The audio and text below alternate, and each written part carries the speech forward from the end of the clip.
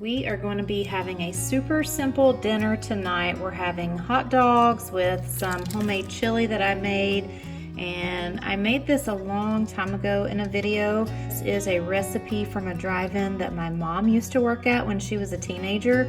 It is the best hot dog chili I have ever tasted. It's really good. So it's still partially frozen. I'm going to just put it in the pot and let it warm up and heat through. And the hot dogs are on the grill right now. So what I do is make up a big batch of hot dog chili, and then I put it in the little quart-size Ziploc bags, and then I freeze them. But I think now that I have my little food saver thing, I'm gonna start using that instead of buying the bags. Hot dogs are done. These are the Nathan's hot dogs.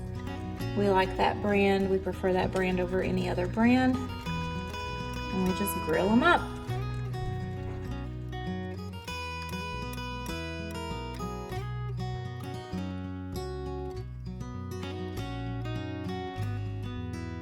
Okay guys, tonight's dinner, I'm so excited to try this. I got this recipe from SOUTHERNWIFE, Everyday Life. She was in a group collaboration that Kat from Southern Farm and Kitchen and Shauna from Mrs. Dickinson 1910 hosted. Everybody was fixing chicken recipes, and this looked so good, very simple, only 4 ingredients, and it looked super good, super easy. So what you're gonna need, she actually used just regular brown sugar, but I am keto, so I'm going to use the keto or the Swerve brown sugar and chili powder. She used chicken tenders. I am actually going to use chicken breast. I had these already, so I just thawed out a couple of them. I cut it into pretty big pieces. What you do is you wrap a slice of bacon all the way around the chicken, and then you're gonna dip it into the brown sugar and the chili powder mixture and then bake it. So let's go ahead and put these babies together.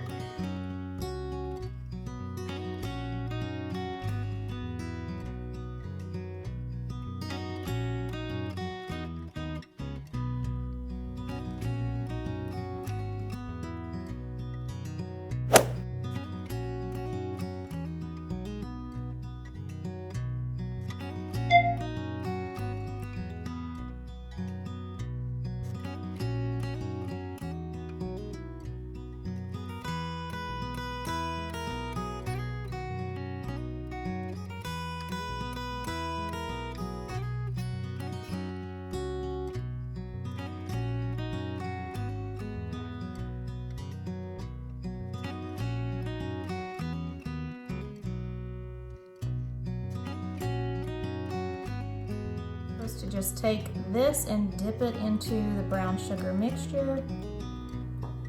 Get it all over the bacon and the chicken.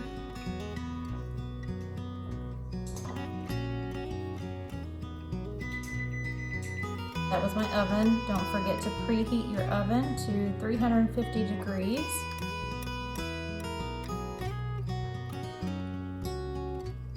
And you want to make sure that your baking pan has an edge, a rim around it, because this is going to make like a syrupy type drippings and everything from the bacon and the brown sugar. So make sure you have a rimmed pan. Okay, I'm going to go wash my hands and pop these babies in the oven.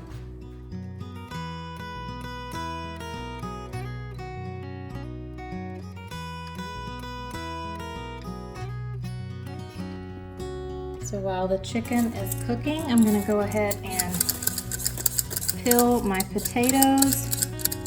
And I just use a plain Jane veggie peeler.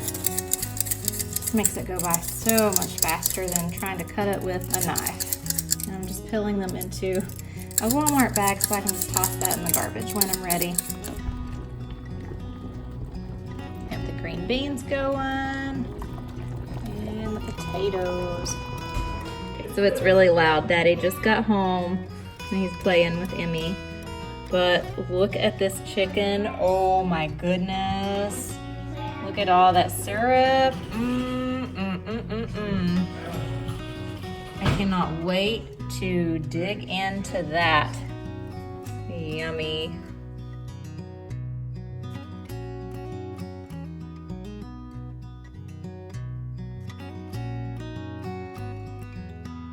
Okay, tonight's dinner is tachos. It is not nachos, it is tachos.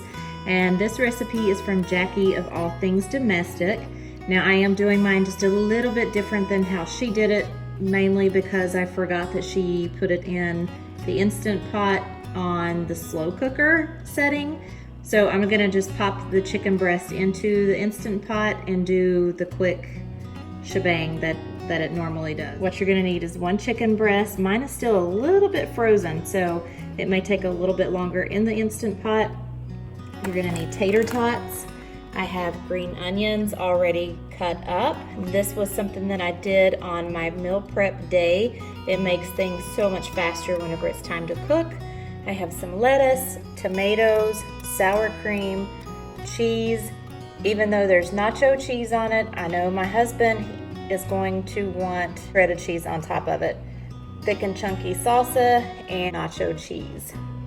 And the wine is for later. All right, so let's go ahead and put this in the Instant Pot.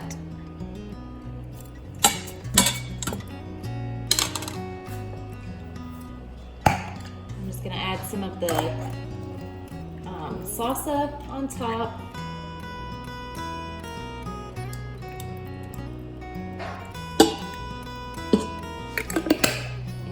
And Jackie also used a 1/3 cup of water.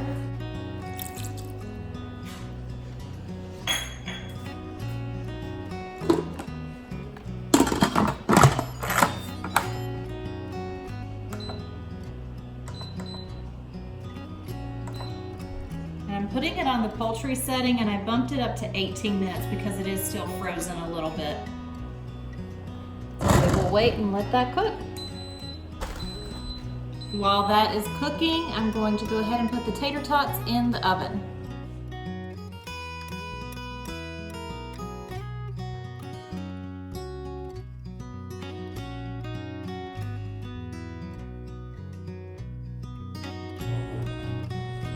So I'm just gonna pour a little bit of milk into the nacho cheese to make it a little bit creamier. I know that's what Jackie did on her video.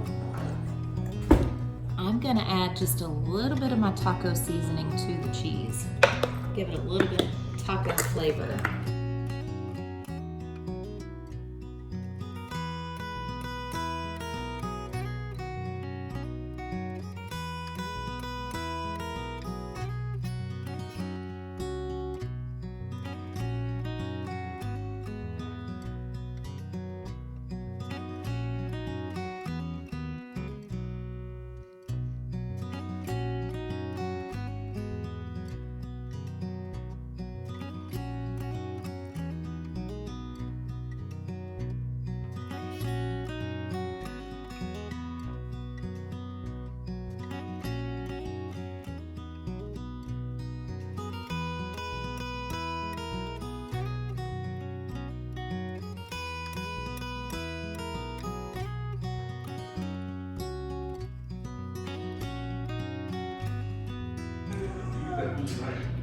Okay, so I'm gonna put this in the oven. I'm gonna bake it for a few more minutes, and then I'm gonna put it on broil and let it broil a little bit.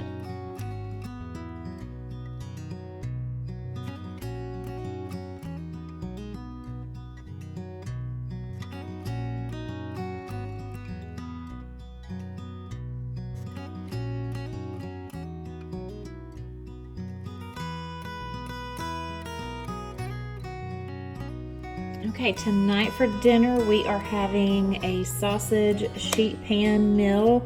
I'm going to be using smoked sausage and then the hot smoked sausage. I got this so that the kids would eat it. They don't want the hot. I've already prepped all of my veggies and stuff whenever I went grocery shopping or when I picked up my groceries. I have asparagus and a red bell pepper, fresh green beans, and broccoli.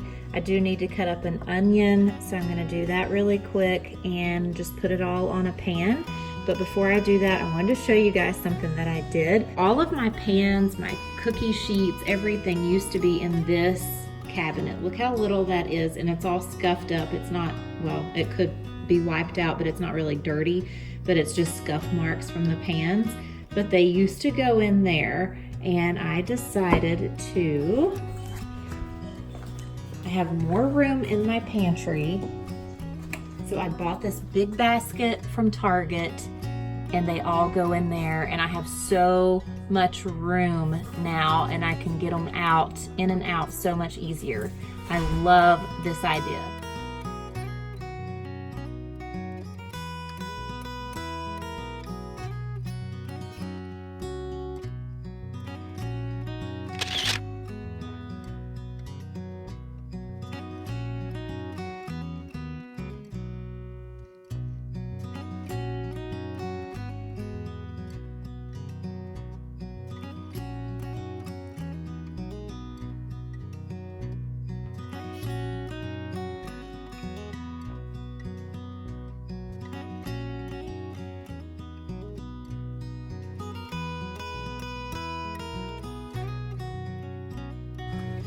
Okay, so I'm just gonna drizzle some olive oil on top and put a little bit of salt and pepper on them, probably garlic salt and pepper.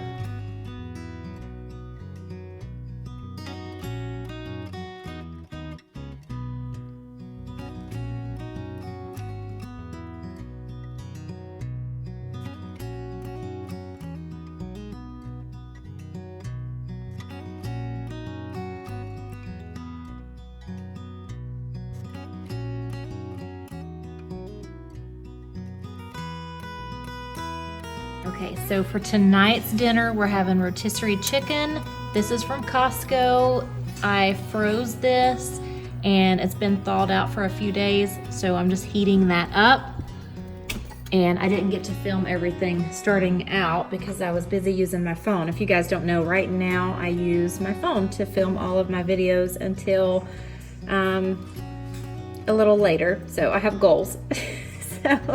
But we're having green beans, and this is actually too small of a pot, but oh well, it's gonna work. I just put a little bit of bacon grease in my green beans, and I'm gonna heat those up. These are just from the can, Great Value brand. And then I have some potatoes boiling, and we're gonna have mashed potatoes, green beans, and chicken. And we won't eat all of that chicken tonight, so I'm gonna debone it whenever we're finished and use that chicken for our lunch tomorrow.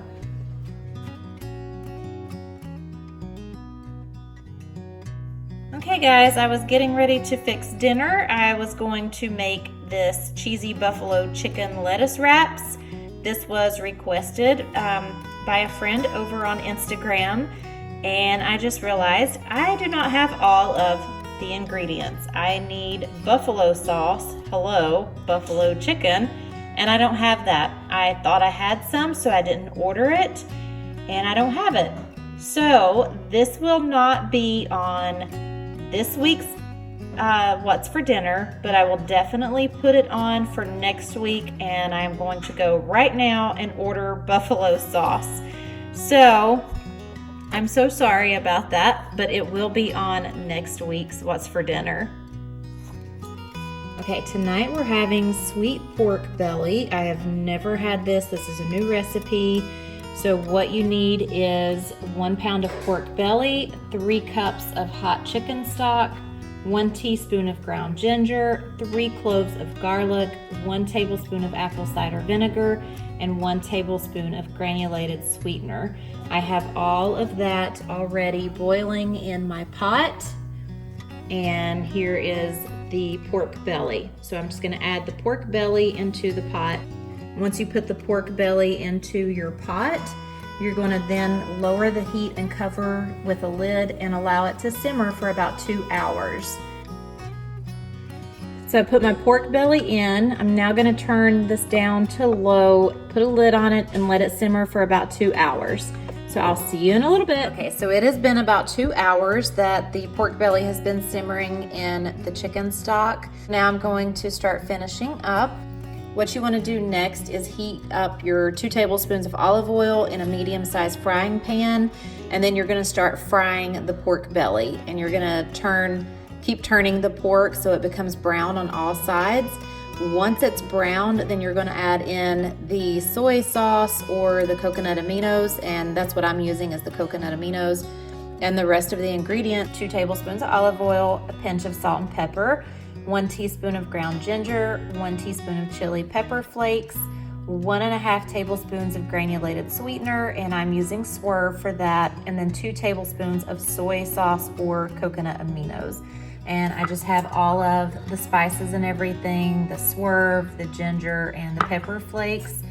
And then here is the coconut aminos. So I have my oil getting hot.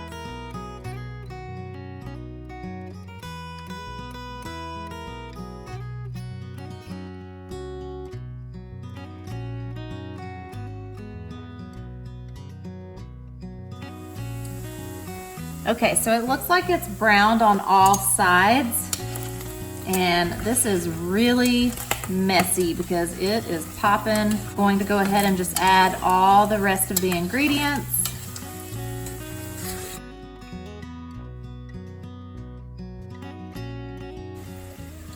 So you want to continue frying it, and you want to let it get crispy. And once it's dark, sticky, and a little bit crispy, then it's good to go. So we'll see if we get there. Okay, so it's not bad, but I'm not a big fan of it. I won't be fixing this again. I just don't think pork belly is my jam.